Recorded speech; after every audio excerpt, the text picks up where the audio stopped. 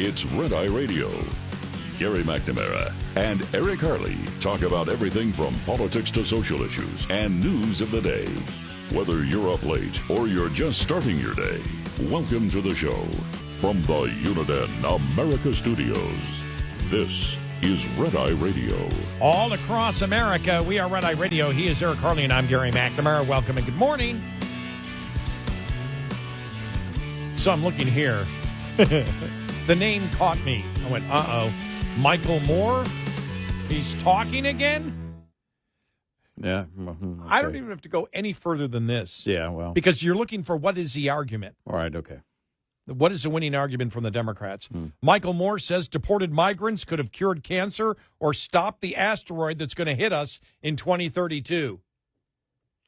Yeah, but they didn't, so. They had their chance. No, they could have in the future. No. I could cure cancer in the future. Now, let me ask you, does anybody believe that's going to happen? Because I don't even believe that's going to happen. It's such a... It's so stupid. Well, the reason I went to it is you want to see what the argument was. If we would have stopped, I can make the same case if we would have stopped illegal immigration and increased legal immigration, I can say the same thing. Well, you know, one of them could have cured the obesity epidemic. Mr. Moore. But they didn't. That sounded more like a shot than critical analysis. Listen, it's a fat chance that they're going to get any of this done. Oh, my gosh. Slim to none. Oh, man. So Michael Moore's back in the news again. Good. Still wearing a baseball cap? I hope you think about that. Yeah. I hope you think it's I bet you didn't. I bet you didn't think. Yeah, we didn't because it's a stupid idea. Well, I'm only allowed 14 million of those a day. After Michael Moore announced that the deported migrants could have cured cancer or stopped an asteroid that's going to hit us in 2032, the public has changed their minds. Now it's 80-20 to allow unlimited illegal immigration into the United States. He said it out loud, which means that in his mind, he was waiting for somebody to go, oh, wait a minute. We didn't think about that. Did you guys think about that? No? Me either. Well, that's a horse of a different color. That's a totally different situation. I tried to be the doorkeeper of the Wizard of Oz there. That's a horse of a different color.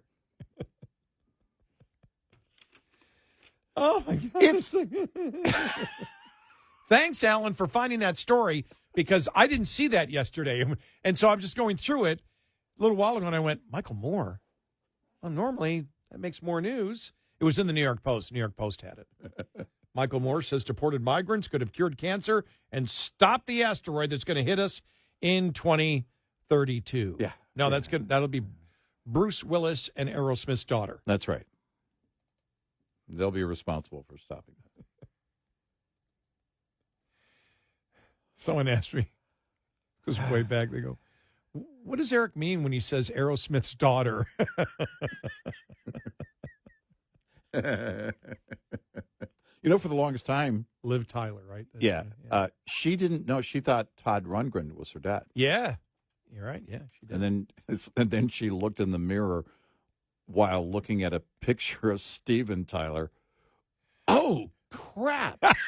I could have been totally wrong about that. She really did. I mean, that's true. You're not making that up. She really did. Yeah, her mom and Todd Rundgren were together. I don't know. Are they?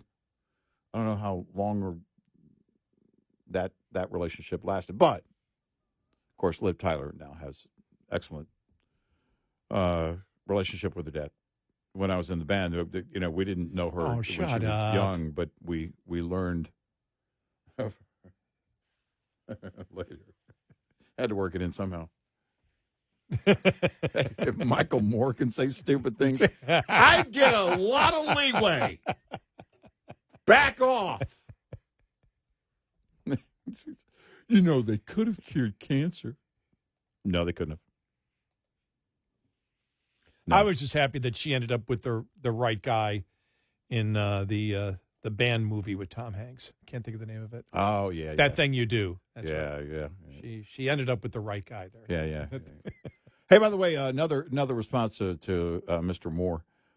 Listen, if Joe Biden couldn't cure cancer, nobody can. Again, if you're gonna say one stupid thing, I'm just gonna hand another stupid thing back to you. A promise not kept. Yeah, he didn't deliver. A promise not kept. Didn't deliver. And we were sure he was going to cure cancer. I was confident. I could see if somebody asked him in another interview, if he ever does an interview. Yeah. You said you're going to cure cancer. No, I said we're going to cure cancer someday. Well, here's the question. I mean, he announced the 28th Amendment. He might announce, we did cure cancer. Who knows? Who knows what he's going to say? Democrats really aren't pushing for the 28th Amendment, are they? I haven't seen anything on that lately. I was waiting for a T-shirt, because Trump has, the MAGA hats. You would think the Democrats would have. We finally got the 28th Amendment done. I don't know. Just me. It's it's so insane right now. It is so insane. Yeah. Did you read this is Noah Rothman, and you see the amazing Carville sees all? On James Carville. That's the headline. The amazing Carville sees all. The great prognosticator, James Carville. Oh, my gosh, that's great. I love it.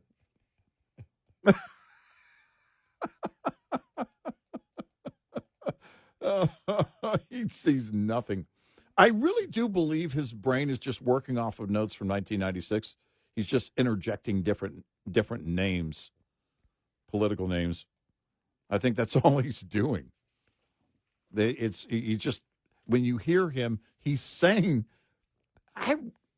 okay, come on. Some YouTubers with AI, get that done for us, would you? I'm not going to do it.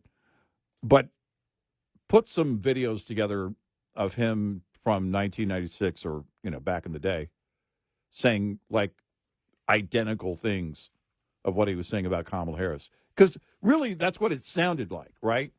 You can talk about him talking about, or you could see him talking about Obama back in the day, Bill Clinton, whatever, whoever, as a Democrat.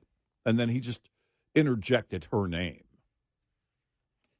It's like, come on. No, you're right, because when and we had read earlier, because he was really being severely mocked yesterday, and there were a number of I know Fox did it. Then on social media, it was all over the place. It went viral when he said back in late October that Kamala Harris was going to win and gave the 3 reasons, and we just went through point by point. And when you look at them, you say, well, for somebody who's been a major strategist politically, he got everything wrong. Yeah. Because his analysis of why she would win, and we went point by point on it earlier in the show. You can go back and listen to that on the podcast. It just shook your head. We were laughing because some of them were so stupid and ridiculous. But you know something? Because of that, and then, and this is because Carville came out and said that the whole thing's going to collapse for Republicans here very, very soon. And so the article is actually pretty funny. It says, well, the evidence doesn't exist there. And when you look at the polling on everything, really, except, again, and we said the biggest challenge for Trump is because it looks like he was handed off a pretty bad economy by Biden. Yeah. Because nothing they've done in the month could, do what's going on with the economy at all. No. Because all the figures are a month old. Right. The figures we're getting are a month old. Right, so right. when you look at it, it's like, there are challenges. And, one of the things is, what's he going to do with tariffs? And, we don't know. But he has made it known to the American public. He understands that it harms Americans, which means it raises prices. And now when we saw the inflation numbers that have come out, and then really the consumer confidence numbers yesterday and the reaction of the stock market to that, is something they've got to be worried about, which is, I asked you this question earlier. I said, is that why Republicans came to the decision, let's get this bill passed? We've got to get the bill passed. We've got to keep the tax cuts in there, and we've got to work. Because the one thing I haven't seen, because the only thing I care about the budget, I don't care whether the future generations go bankrupt. To hell with them. All I care is about what I can get for me. And so by October 1st, all I was looking for was, do I have to pay any taxes on Social Security? Right. But there was none of that was promoted, at least in the bill, because it's a framework. Now they go to the Senate and try to work out a bill, and we'll see what happens there. But I really do think they said, look, this isn't the final bill, so vote for it, get it through. We need to get this through and get some type of reconciliation with the Senate. Well, here's the thing. It was witnessed that and a couple of people on the floor yesterday told Fox News Digital that Trump made some phone calls when they abandoned the vote, which happened not long before they actually got to the floor and got the vote done. And so it looked like leadership thought they didn't have the votes to get it done. And they know there was at least one call made by Trump to a Republican lawmaker, and they think there was actually more. You could see a couple of Republican House members on the phone during those moments. Yeah. And so, and there's no doubt Trump wanted it done. And so I think, to your point, maybe that was it. Look, we'll work things out later, but let's get it done now. Well, part of the discussion was they were concerned there wasn't going to be enough cuts, and Trump said, yes, there are. The cuts are coming. Yeah, right. So, I mean, apparently, but I think it was probably a combination of that and the fact is we got to get something through. We can cut down the road. Well, if you cut down the road, you're going to need 60 votes to do it. Yeah. But is that the reason that they wish to put? Because this would be the case. You wish to push the House bill because it's just one and you get through everything you want. Then you do the reconciliation down the road to get, because this is the one question you and I would have for Republicans, the Inflation Reduction Act, which is hundreds of billions of wasted dollars. That was passed without 60 votes. You can do that again. Get rid of that. If you're talking, what does they say, $800 billion over the next 10 years? You get rid of that, that's $88 billion a year. Right. If they could do that, that would be a miracle in itself. Right. Just getting rid of that itself. And so that would be the questions I would have for Republicans right there, because that's the easy thing to cut. All the climate change crap, get rid of it. Get rid of it now. And so in all this discussion, I was going through social media, and this article is actually a few weeks old. It's actually a month old. But Washington Post ran it as an ad, and there were all comments all over the place on it. And I'm reading it, and I said, Eric, could you print this story? And you go, it's from January 25th. I said, oh, wait a minute. It's an ad on X. Right. So the Washington Post had an ad from a story that's a month old, but it was two stories here. Charles Cook, the Democrats are suffering through a drought of generational talent.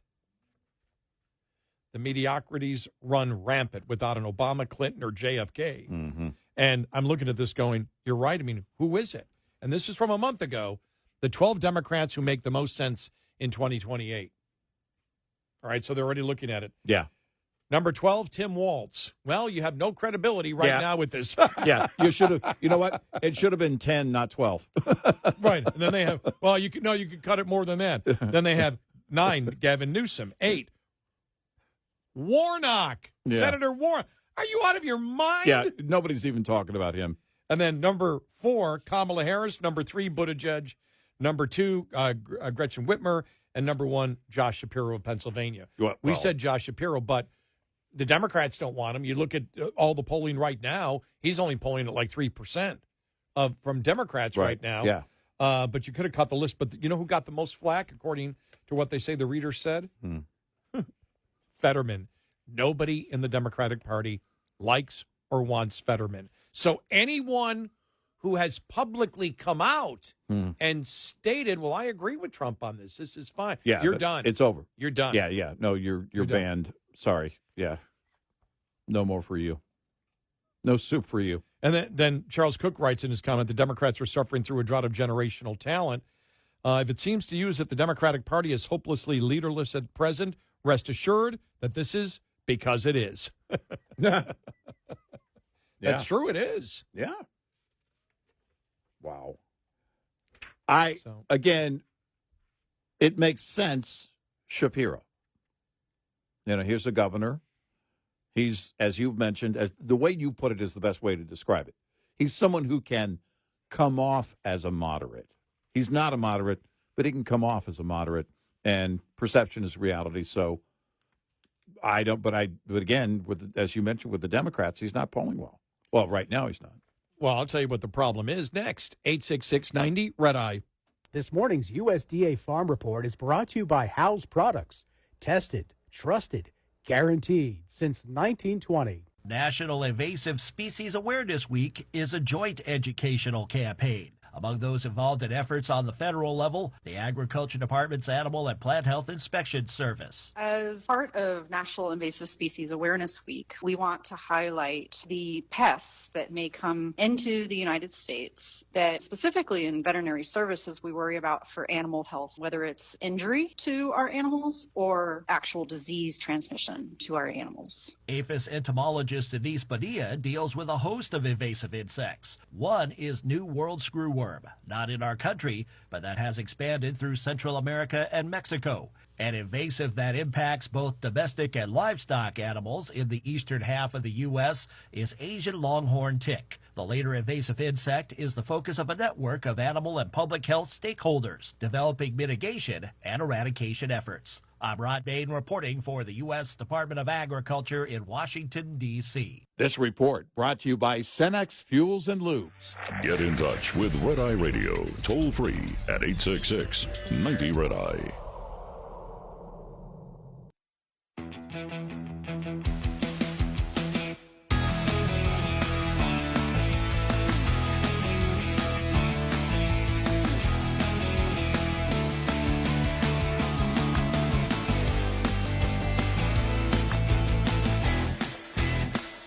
It's Red Eye Radio. He is Eric Harley, and I'm Gary McNamara. Yeah, so when you look at it, the reason, and this is the whole discussion on the fact that even Democrats are asking, who's our leadership? Right. Good God, Right. Jeffries and Schumer, sorry, they stink. They're horrible. Yeah. They're not Yeah. the future of your party. And just reading this part, this one article from National Review, the Democrats are suffering through a drought of generational talent. And the reason is, I'll say it again, they suck on the issues. And so many of the issues now have hit squarely, they've hit the wall of reality.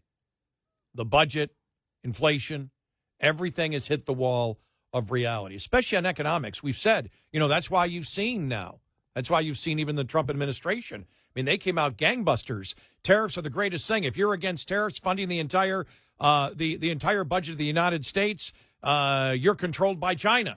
Yeah. And he had that Truth Social post 3 weeks ago. They're not talking that way anymore. No. Now it's reciprocal tariffs. Why? The reality of economics. Yep. That's it. The reality of economics. They're looking at the inflation numbers that came out 10 days ago. You look at the consumer confidence. It's like everything we need to do has to be pro-growth.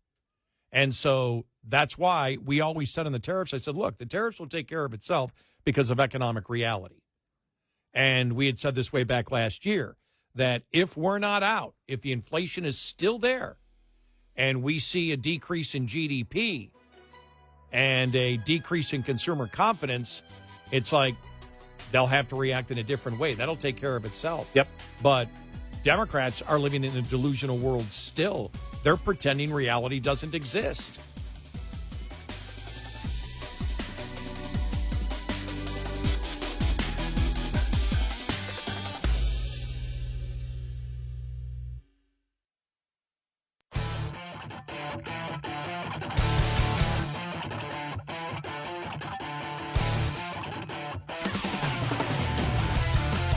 You're listening to Red Eye Radio from the Uniden America Studios.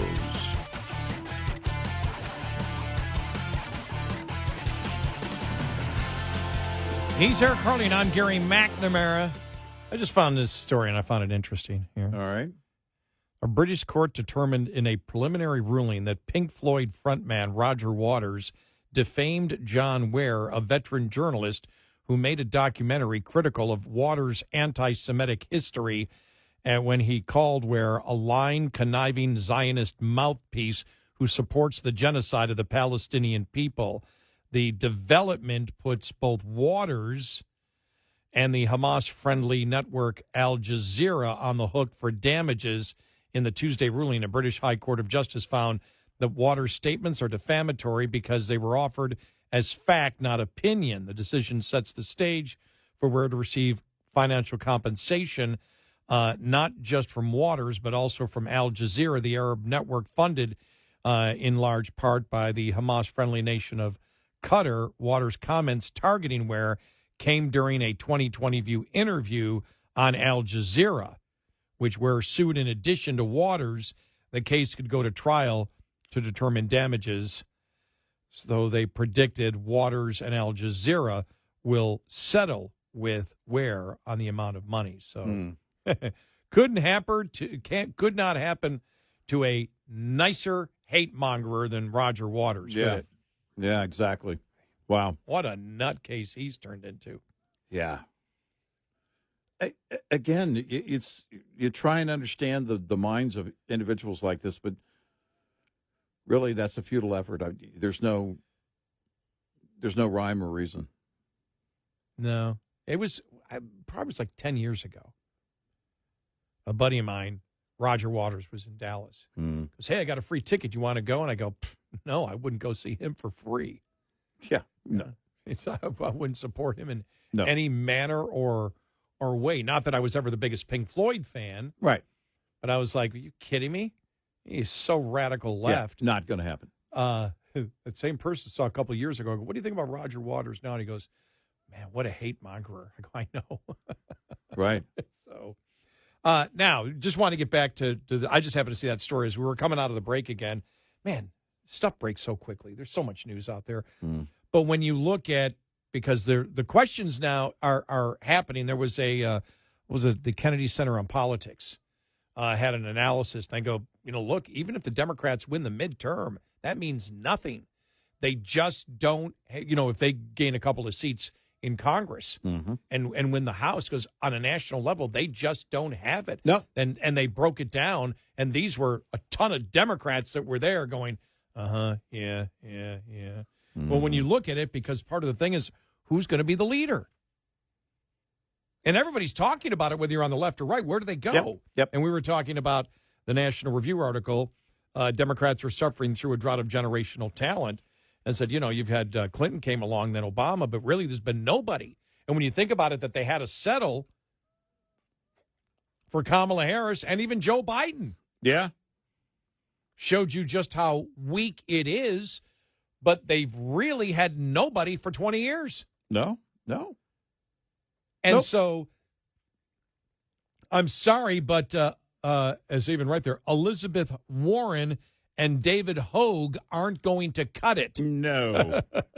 No. Did you already see that Democrats are ticked off because he's formed his own PAC and now he's making a six-figure salary, and people are like, wait a minute, he's just trying to make money off this, talking about Hogue. I saw an article the other day on it. I'm just burst out laughing.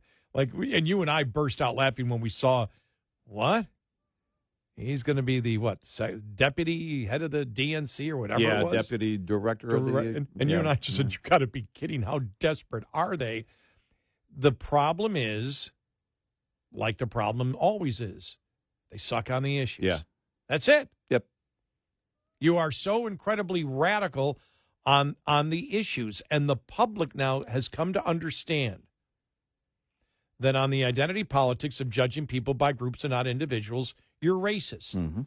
The enabling and even the support for Hamas from the Democratic Party, the anti-Semitism, the Jewish hatred, and then the misogyny, the women hatred of the radical transgender movement. The Democratic Party is a hate group. Yep. No, they are. And their own members, whether it's Carville's the one, he's said it. Yep. Identity politics is racism. Yep. We can't be doing that. Yeah, it's funny because Hogue was talking about, at the meeting where they were, actually where he was installed, I guess, was talking about the demographics, his demographic that he's in, voters between 18 and 30. And they're not in favor right now with the Democratic Party. They're those voters, they're losing more, the Democratic Party is losing more and more of those voters in that demographic. And we said, you should stop talking because you're pointing out the problem on the issues with your own party. This isn't going to help you in this job. And then you can relate it to the article written a month ago, the 12 Democrats who make the most sense for 2028. You and I looking at the who Democrats want for the primaries. Uh-huh. And, in 2028, number one is still Elizabeth Warren. She's Kamala Harris is number one with 36%. Mm-hmm. And the rest of it's like, you've got to be kidding me. Yeah. I mean, it's so bad. Stephen A. Smith ended up on the list. Yeah. But the problem is the one that was rejected the most a month ago. The Washington Post has it right here because they're the ones that did the list, which of course is ridiculous. The comments on the potential Democratic candidates, what the readers are saying for the 2028 presidential election, reflect skepticism and criticism of the current list, particularly regarding John Fetterman, who many commentators believe is not a viable candidate. Who's the only one of that entire list who said Trump isn't always wrong? I agree with Trump on some of these things. No, that's Fetterman. Not everything. That's Fetterman. You can't do that. You're going to be carved out. You're going to be a pariah. You cannot do that. You cannot show if Trump believes. I'm trying to think of something that nobody could disagree with, but whatever that would be, that nobody could disagree with. If you brought that issue out and 100% of the people said, we agree with it, if Trump said, well, yeah, I proposed that, it would be down to roughly 50% against 50%. 50% of America would reject it. That's the problem the Democrats have right there. They cannot admit, and if they can't admit that Trump is right on anything, then if Vance is running, if DeSantis is running, well, they can't agree with either of them either. Right. Yep. Right? Yep. No. And hold on. And there was talk about Fetterman switching parties, and then he came out. That went on for a day or two, and then he came out and said, no, that's not going to happen. I think part of it is, I think he's doing the wait and see on Shapiro, because I think it stands to reason that if he believes Shapiro is a viable candidate, or if it turns out to be that in 2028 Shapiro becomes a viable candidate, then he doesn't have to switch parties. Fetterman can, I don't know if he's going to try and position himself, but he could get away with being a moderate if Shapiro is, again, pretending he's not a moderate, but pretending to be a moderate and running as a moderate. If that doesn't happen, I don't know what Fetterman's future is. Again, I don't know enough about what's going on in Pennsylvania. Maybe he can keep that seat for a while, and he doesn't really have to position himself. He just keeps doing what he's doing, and it works in Pennsylvania for his Senate seat. I don't know. But with the party nationally, you can't do that, which is why when we go back to Shapiro, if Shapiro is going to run and try and pose as a moderate, what does that mean? You've got to call out your own party. Well, you can't and you have to do that in the primary. Well, how do you do that? You can't. You can't do that. because you're gonna be carved out. It's why he's not polling likely. It's why he's not polling very well with Democrats right now. Anybody who's making any noise in the Democrat Party right now is a radical. Yep. When it comes down to where the American public stands on the issues, they're a radical. And to show you, I want to play here because I had mentioned it earlier. The Institute of Politics at the Kennedy School of Politics. Washington Post writer who's been there since 1978, Dan Balls, having a conference. Ton of Democrats there. Here's what he had to say about the Democratic Party. Donald Trump has won 25 states in the past 3 elections. In those 25 states, the Republicans have 22 governors, 24 state legislatures, and all 50 senators. The Democrats have a problem winning in enough places to be able to really be a majority party, and particularly to have consistent hopes of winning the Senate. 2 other things. We know that the college, non-college split in the country is in many ways the basic fault line now. Yeah. About 40%, maybe slightly less, of the voting age population has college degrees. Kamala Harris got about 55 or 56% of that vote. The rest of the population, without college degrees, Trump got 56% of that vote. That is a problem that the Democrats haven't solved and need to solve. It's another statistic that I found last week, and that is that Donald Trump won among voters in households with incomes below $50,000. First time, I can't go back indefinitely, but it's going back into the 90s. It's the first time that's happened. He won among voters from 50,000 to 99,900. Kamala Harris won among voters with more than 100,000 in household income So the party for the first time. So you've had almost this reversal in roles. So these are many of the sort of structural problems the Democrats have got to solve. I think the Democrats will have to go through, in some ways, a similar debate that they went through back in the late 1980s after they had lost 3 elections in a row. I don't know that it's going to go on the left, right, or center and left axis that one did, but there's got to be some hard thinking, and that's a longer-term prospect. Yeah. And winning the midterm election doesn't necessarily get them to where they need to be on that. There you go. And you can tell everybody in the crowd's a Democrat. You know how? They look so ticked off. There's not a smile. They're just, you can see how furious they are listening to this. Yeah. And by the way, that was at Harvard, by the way, the Kennedy Institute of Politics at Harvard. So, Yeah. so if it was at Harvard, there wasn't one Republican in that building. Right. Not even maintenance or anything. Right. Exactly. Only if they made under $99,000. Oh, I'm sorry. Okay, I'm being sarcastic. Well, here. but it's, those demographics are key, and the left has, we pointed out how the Republican Party is more and more becoming the working class party again. And the Democrats have not been the working class party, the blue collar party, for a long time, for a while. They used to be, and it's just not the case. And reality is hitting. It's not just how you message, it's what you're messaging on, and it's the issues, and reality right now is hitting the Democrats pretty hard. 866-90 Red Eye. We'll be right back with more Red Eye Radio with Eric Harley and Gary McNamara.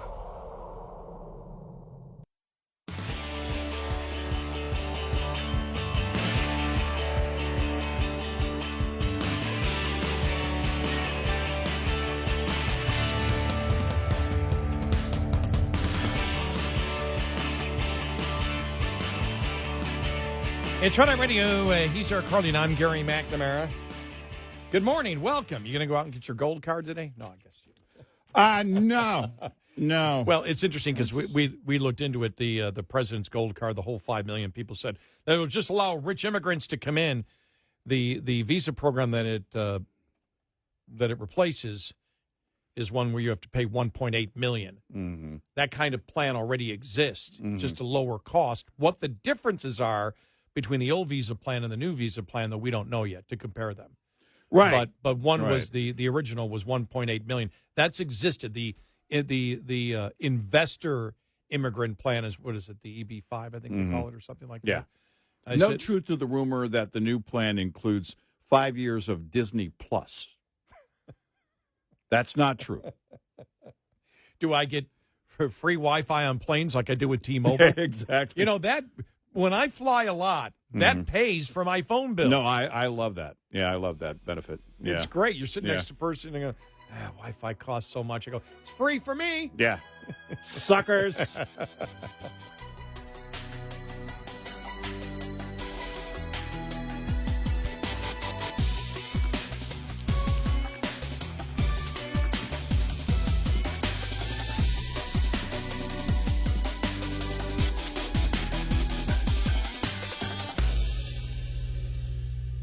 This is Red Eye Radio on Westwood One.